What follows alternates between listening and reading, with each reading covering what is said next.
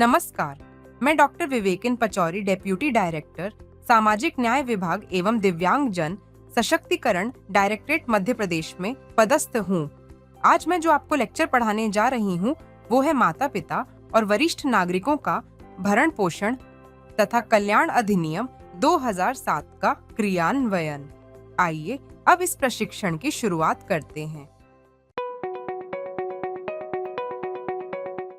अधिनियम 2007 का उद्देश्य और मूल भाव समझना, बुजुर्गों की वर्तमान समस्याओं की पहचान करना, अनुच्छेद 41 और इसकी कानूनी पृष्ठभूमि को जानना, राज्य सरकार द्वारा वृद्धाश्रम की स्थापना से जुड़ी प्रक्रियाएं समझना, इस अधिनियम के क्रियान्वयन की चुनौतियों और समाधान को समझना, पाठ्यक्रम की रूपरेखा, वरिष्ठ नागरिकों की देखभाल क्यों जरूरी है। इस मॉड्यूल में हम समझेंगे कि देखभाल एक कानूनी जिम्मेदारी है। भरण पोषण का दावा कैसे किया जा सकता है। इस मॉड्यूल में हम समझेंगे ट्रिब्यूनल में दावा करने की प्रक्रिया। भरण पोषण में कौन कौन सी चीजें शामिल होती हैं। इस मॉड्यूल में हम समझेंगे कि भोजन, आवास व इलाज भी इसमें आते हैं। अब अगला मॉड्यूल देखते हैं। सबसे पहले मैं आपको ये समझाना चाहती हूँ कि माता पिता और वरिष्ठ नागरिक का भरण पोषण तथा कल्याण अधिनियम 2007 का क्रियान्वयन कैसे होता है। वर्तमान परिस्थितियों में बुजुर्ग विभिन्न प्रकार की समस्याओं का सामना कर रहे हैं, जैसे कि हम देखते हैं कि उनको शारीरिक टॉर्चर होता है, सामाजिक भावनात्मक समस्या आती है, प्लस आर्थिक, उनके लिए कोई सहारा नहीं मिलता। इस समस्या के समाधान हेतु अब एक नई चुनौती का सामना करने के लिए भारत सरकार ने संविधान के अनुच्छेद 41 का पालन करते हुए माता पिता एवं वरिष्ठ नागरिकों का भरण पोषण एवं कल्याण अधिनियम 2007 कानून बनाया गया है। इसके अंतर्गत वरिष्ठ जन हेतु वृद्धाश्रम की स्थापना करने का प्रावधान है। नियमों के तहत राज्य सरकार ऐसी पहुंच के भीतर के स्थानों पर चरणबद्ध तरीकों से उतने वृद्धाश्रम स्थापित करेगी एवं उनका अनुसरण करेगी जितने वह आवश्यक समझे एवं आरंभ में प्रत्येक जिले में कम से कम एक ऐसे वृद्धाश्रम की स्थापना करेगी जिसमें न्यूनतम 1 से 50 सीटर या 25 सीटर वरिष्ठ नागरिक को आवास सुविधा दी जा सकेगी। माता पिता एवं वरिष्ठ नागरिक भरण पोषण एवं कल्याण अधिनियम 2007, जिसको इंग्लिश में maintenance and welfare of parents and senior citizen act 2007, Bharat सरकार का वह अधिनियम है जो वृद्ध व्यक्तियों एवं माता पिता के भरण पोषण, उनकी देख रेख को एक प्रभावी व्यवस्था से कराना सुनिश्चित करता है। इसका विधेयक सामाजिक न्याय एवं सशक्तिकरण मंत्रालय, भारत सरकार द्वारा लाया गया है। ऐसे अभिभावक, ऐसे सीनियर सिटीजन जो कि अपनी आय, जो उनकी मंथली आय है, ईयरली आय है अथवा अपनी संपत्ति के द्वारा होने वाली आय से अपना भरण पोषण करने में असमर्थ हैं, वे अपने वयस्क बच्चों एवं संबंधितों से भरण पोषण प्राप्त करने के लिए आवेदन कर सकते हैं।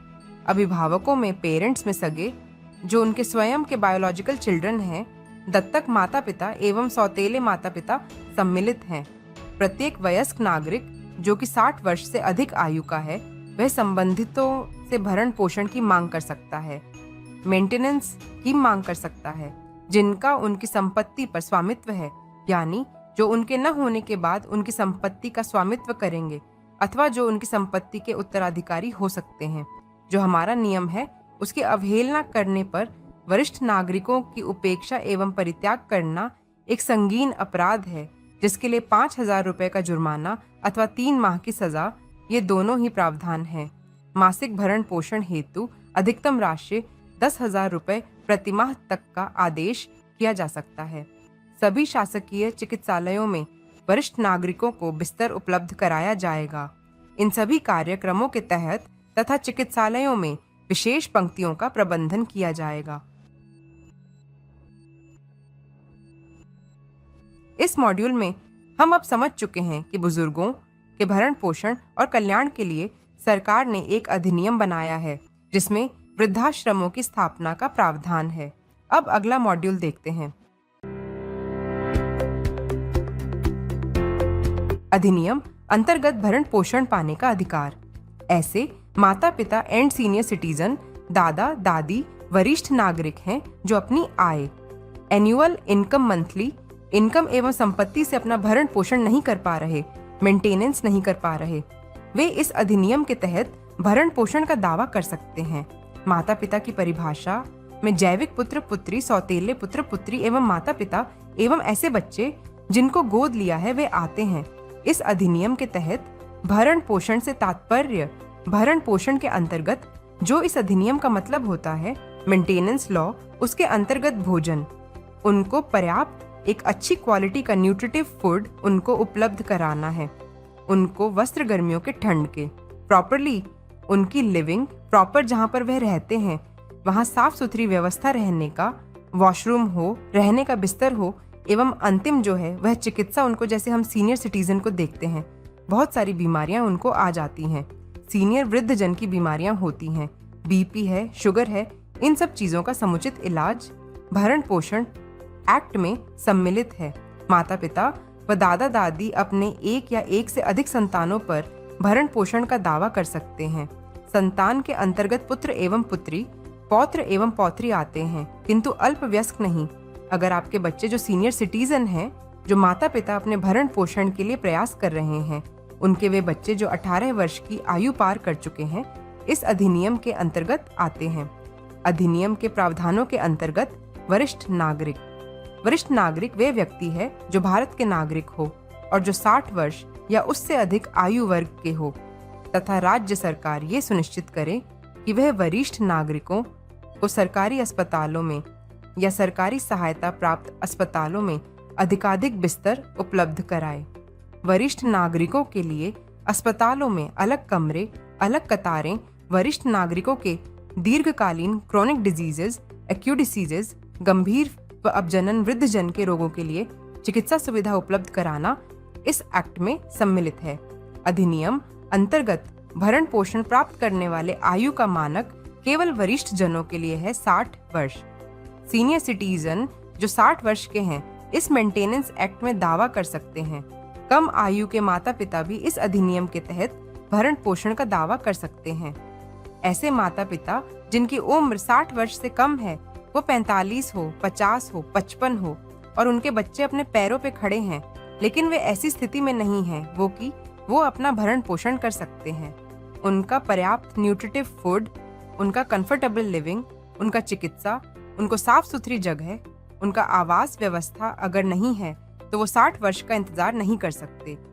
वे माता पिता भी इस अधिनियम के तहत भरण पोषण का दावा कर सकते हैं। अधिनियम अंतर्गत भरण पोषण का दावा अधिनियम के तहत गठित विशेष प्राधिकरण ट्रिब्यूनल के समक्ष प्रस्तुत किया जाएगा, जिसका अध्यक्ष SDM होता है। इस मॉड्यूल में हम अब समझ चुके हैं कि अधिनियम के तहत 60 वर्ष या उससे अधिक आयु के वरिष्ठ नागरिक, माता पिता, दादा दादी अपने भरण पोषण का दावा कर सकते हैं और इसके लिए विशेष अधिकरण में मामला प्रस्तुत किया जाएगा। अब अगला मॉड्यूल देखते हैं। माता पिता भरण पोषण एक्ट 2007 की हमने अभी तक चर्चा की कि इसके तहत माता पिता को भरण पोषण के अंतर्गत क्या क्या हमको सुविधाएं देनी है, लेकिन हम उसको किस तरह से अप्लाई करेंगे। तो उसमें SDM एक अधिकारी होता है जो अध्यक्ष होता है। ट्रिब्यूनल कोर्ट में जाकर उनको अपना केस को वहां पे उसको दावा करना पड़ेगा। अधिनियम के तहत निसंतान वरिष्ठ नागरिक भरण पोषण का दावा अपने उस संबंधी से भी कर सकते हैं जो अल्पवयस्क नहीं है एवं वरिष्ठ नागरिक की संपत्ति पर कब्ज है या वरिष्ठ नागरिक की संपत्ति का वायरस है। ऐसे भी कई माता पिता हम देखते हैं जिनके कि स्वयं के बच्चे नहीं होते, संतान होते हैं या उन्हें दत्त किसी को गोद लिया है या गोद भी नहीं लिया है तो सौतेले हों। उनको अपने इस एक्ट के अंतर्गत माता पिता भरण पोषण का दावा कर सकते हैं।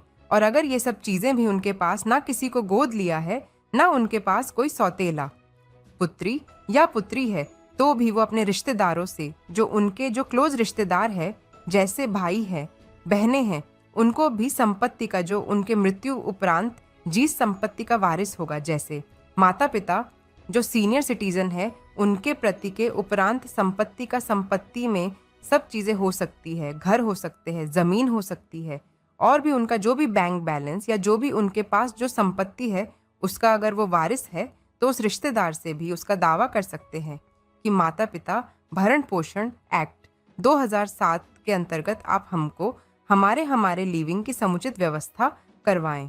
भरण पोषण के दावे की कार्रवाई का प्रारंभ किसी भी संतान या संबंधी के विरुद्ध उस जिले में होगा जहां माता पिता या वरिष्ठ नागरिक वर्तमान में निवास करते हैं या पहले निवास किया करते थे, या जहां पर संतान या संबंधी निवास कर रहे हैं।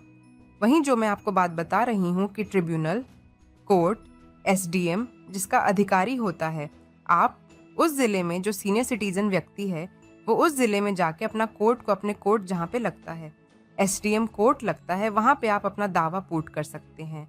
जहाँ आप रह रहे हैं या आपकी संतान रह रही है या जिससे आप दावा करना चाहते हैं अपने क्लोज रिलेटिव कि उस जिले में जाके आप एसडीएम ट्रिब्यूनल कोर्ट में इस अक्टूबर में का मेंटेनेंस एक्ट का दावा अप्लाई कर सकते हैं। अधिनियम 2007 के अंतर्गत भरण पोषण का दावा वरिष्ठ नागरिक या माता पिता के द्वारा स्वयं दायर किया जा सकता है। ये ऐसा नहीं है कि आप किसी को बीच में आपको वकील करना पड़ेगा या किसी अन्य की आपको मदद करनी पड़ेगी। कोई क्लैरिकल स्टाफ लगेगा नहीं। माता पिता स्वयं जाके एसडीएम कोर्ट में जाके अपना सीनियर सिटीजन, वही मैंने जो आपसे बात की कि सीनियर सिटीजन होना तो ठीक है, 60 वर्ष है, लेकिन ऐसे लोग भी 50-50 जिनके पास मेंटेनेंस के लिए कुछ पैसा नहीं है, वो स्वयं जाकर इस ट्रिब्यूनल कोर्ट में दावा दायर कर सकते हैं। यदि वरिष्ठ नागरिक या माता पिता दावा करने में असमर्थ हैं, वो हो सकता है बहुत बीमार हैं, वो उस एसडीएम कोर्ट तक नहीं जा पा रहे हैं, थोड़ा अपंग है या बहुत बेहद वृद्ध है, तो वो किसी भी व्यक्ति या संस्था जो सोसाइटी रजिस्ट्रेशन एक्ट 1860 के अंतर्गत पंजी हैं, जिक्रित हो, कोई भी एनजीओ संस्था उसको एक हेल्पिंग मीडिया लेके उससे मदद लेके अपनी समस्या बता सकते हैं। फिर वो जो संस्था होगी वो ट्रिब्यूनल कोर्ट में दावा करने का अधिकृत कर सकते हैं। वो कागज को दस्तखत कर सकते हैं उस एनजीओ के लिए और वो अधिकृत कर सकते हैं कि ये मेंटेनेंस 2007 एक्ट को हमारी मदद के लिए आप ट्रिब्यूनल कोर्ट में इसको अप्लाई कीजिए। भरण पोषण का दावा दायर होने के पश्चात प्राधिकरण संतान पक्ष को नोटिस जारी करेगा। एसडीएम कोर्ट में हमने उसको दर्ज करा दिया। अब उसके बाद की प्रक्रिया कैसी होगी वो मैं आपको समझाती हूँ। इसके लिए सबसे पहले एसडीएम साहब जब कोर्ट में आएंगे तो उनकी सुनवाई होगी। उसमें संतान पक्ष को नोटिस जारी होगा, जिससे संतान पक्ष भी उस सुनवाई के दौरान वहां पे उपस्थित होगा, उनकी गवाही होगी एवं उसके पश्चात प्राधिकरण भरण पोषण का आदेश पारित कर सकता है। जो प्राधिकृत ऑफिसर है, एसडीएम ऑफिसर है, जो अध्यक्ष है, उसका आदेश पारित कर सकता है और प्राधिकरण दावे को आपसी समझौते के लिए भी भेज सकते हैं। 1 सेकंड चांस भी होता है कि आपसी सहयोग से, समझाइश से नहीं चाहते हैं या कोई माता पिता भी नहीं चाहते हैं कि सब चीजें ट्रिब्यूनल कोर्ट के मार्फत ही सेटल डाउन हो, तो आपसी समझौते के लिए भी उस केस को भेज सकते हैं या भरण पोषण के अंतरित आदेश भी पारित किया जा सकता है। समस्त अनुविभागीय अधिकारी रेवेन्यू कार्यालय जहाँ पे एसडीओ बैठते हैं में गठित भरण पोषण प्राधिकरण में कुल दर्ज प्रकरण जो इस समय हमारे मध्य प्रदेश में है वो हैं 850 वैन जो कि निराकृत हो गए हैं, 580 एवं निराकृत लंबित हैं, 270 वैन जिला मजिस्ट्रेट अपीली प्राधिकरण में कुल दर्ज प्रकरण हैं 19, जिनमें से 70 निराकृत हो गए हैं एवं 2 लंबित हैं।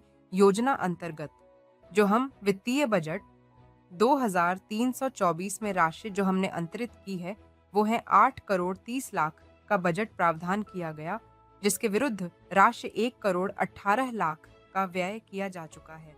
वित्तीय वर्षीय जो फाइनेंशियल ईयर अभी हमारा 2425 में रनिंग है, उसमें राशि 3.32 बजट का प्रावधान किया है, जिसकी विरुद्ध 2.65 जिले को बंधन जारी कर चुके हैं। मध्य प्रदेश के जो विभिन्न जिले हैं,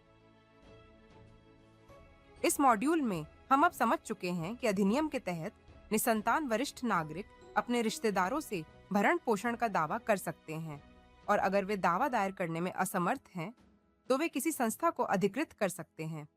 अब अगला मॉड्यूल देखते हैं।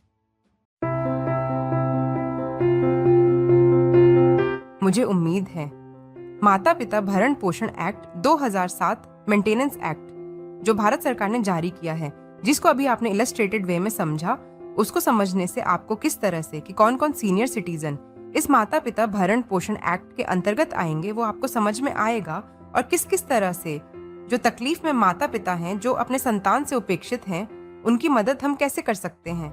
सामाजिक न्याय के अधिकारी, कर्मचारी होके या भारत का एक नागरिक होके ऐसे व्यक्ति, ऐसे सीनियर सिटीजन को की जाएगी। जो तकलीफ में, जिनको मेंटेनेंस नहीं है, जिनको खाने पीने के लिए व्यवस्थाएं नहीं है, जिनको ट्रीटमेंट के लिए नहीं है, तो हम एक एक गैर सरकारी व्यक्ति होके भी हम उनकी मदद कर सकते हैं। तो मुझे उम्मीद है आपको इस माता पिता भरण पोषण एक्ट 2007 को समझकर आपको चीजें बेहतर समझाइश में आई होंगी, और मैं उम्मीद करती हूँ कि आप इसको क्रियान्वयन में लेते हुए किसी भी वृद्ध जन की मदद कर सकेंगी। धन्यवाद। नमस्कार।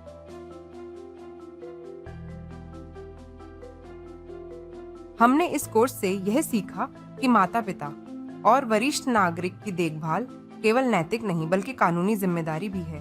यदि संतान देखभाल ना करे तो वरिष्ठ नागरिक भरण पोषण का दावा कर सकते हैं। ट्रिब्यूनल के माध्यम से यह दावा स्वयं या संस्था की मदद से किया जा सकता है। जिन बुजुर्गों की आमदनी या संपत्ति पर्याप्त नहीं है, वे संतान या उत्तराधिकारियों से सहायता मांग सकते हैं। भरण पोषण में केवल पैसे ही नहीं बल्कि भोजन, आवास और इलाज भी शामिल होता है।